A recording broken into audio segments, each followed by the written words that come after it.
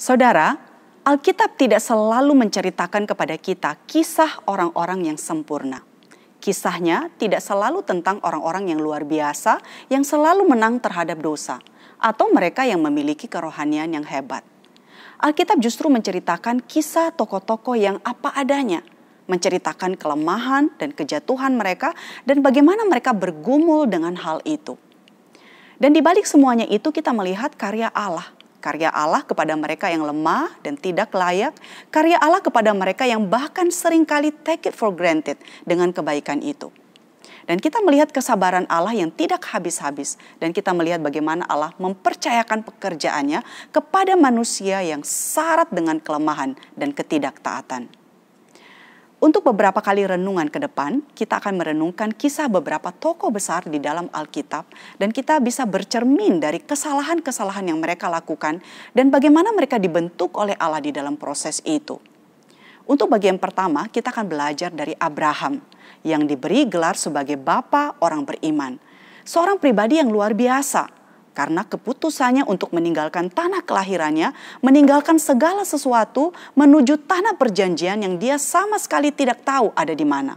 Ditambah dengan kisah heroik yang di mana dia diceritakan mempersembahkan anak satu-satunya kepada Tuhan di atas gunung Moria itu. Namun bahkan seorang bapa orang beriman pun bisa gagal di dalam iman.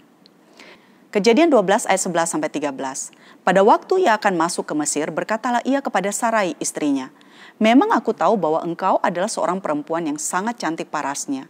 Apabila orang Mesir melihat engkau, mereka akan berkata, itu istrinya. Jadi mereka akan membunuh aku dan membiarkan engkau hidup. Katakanlah bahwa engkau adikku, supaya aku diperlakukan mereka dengan baik karena engkau, dan aku dibiarkan hidup oleh sebab engkau." Saudara, kesulitan sering kali menjadi penguji karakter seseorang. Bagaimana menghadapi kesulitan dan penderitaan. Bagaimana melindungi diri dan orang-orang yang kita kasihi ketika bahaya datang. Dalam bagian ini, Abraham menyuruh istrinya Sarai untuk berbohong supaya keberadaan mereka di Mesir tetap aman. Dan Abraham melakukan hal ini bukan hanya sekali. Di pasal ke-20 ketika Abraham tinggal di tanah Negeb, Kejadian 20 ayat yang kedua mengatakan, oleh karena Abraham telah mengatakan tentang Sarah istrinya, dia saudaraku, maka Abimelek Raja Gerar menyuruh mengambil Sarah. Dalam dua peristiwa yang dialami oleh Abraham, dia berdusta tentang istrinya di hadapan Raja Fir'aun di Mesir dan di hadapan Raja Abimelek. Dan di pasal 12 ayat yang ke-13 dikatakan bahwa tujuannya adalah supaya dia tidak dibunuh. Jadi Abraham melakukan hal itu untuk menyelamatkan nyawanya. Kisah di pasal ke-12 ini diawali dengan sampainya Abraham di tanah perjanjian. Dan ketika sampai di tanah perjanjian yang Tuhan katakan bahwa tanah yang dijanjikan itu berlimpah susu dan madu, Abraham justru menghadapi hal sebaliknya. Timbullah kelaparan di negeri itu sehingga dia memutuskan untuk pergi ke Mesir. Dan dalam perikop ini tidak ada catatan bahwa Abraham bertanya kepada Tuhan terlebih dahulu ketika mengambil keputusan pergi ke Mesir itu. Saudara, apakah yang bisa kita refleksikan dari kisah ini? Pertama, ketika kita mengambil keputusan tanpa bertanya kepada Tuhan terlebih dahulu, maka yang akan muncul adalah pikiran, pertimbangan, dan bijaksana sendiri. Dalam kisah ini, jalan keluar yang muncul dalam pikiran Abraham adalah pergi ke Mesir dan berdusta perihal istrinya Sarai. Kedua, kesulitan-kesulitan yang kita hadapi seringkali adalah ujian dari Tuhan kepada kita.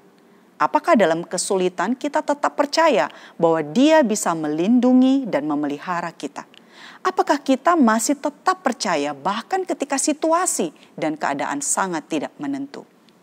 Ketiga, ketika kita sudah taat, tidak berarti bahwa Tuhan akan melepaskan kita dari ujian. Sama seperti di pasal ke-12 ketika Abraham menunjukkan ketaatan dengan meninggalkan negerinya. Ketika dia menjalaninya, dia menghadapi ujian. Dan ujian itu akan terus dia hadapi dalam perjalanan imannya mengikut Tuhan. Keempat, kesulitan atau penderitaan adalah kesempatan bagi kita untuk bertumbuh dalam iman. Atau sebaliknya, menjadi kesempatan di mana natur lama kita akan muncul. Dan apakah kita memutuskan untuk mengandalkan kekuatan dan bijaksana kita sendiri atau tidak?